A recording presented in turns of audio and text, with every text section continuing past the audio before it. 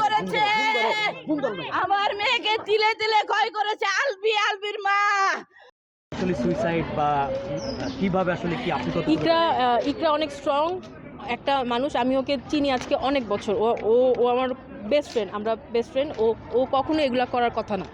ও এরকমই না, ও বরং অনেক ডিপ্রেশনে থাকা মানুষকে ও নিজে কাউন্সিল করে করে করে করে নর্মাল লাইফে আনছে। এরকম অনেক আছে। সুইসাইড ও কোনো দিন করার কথা না। ইকরার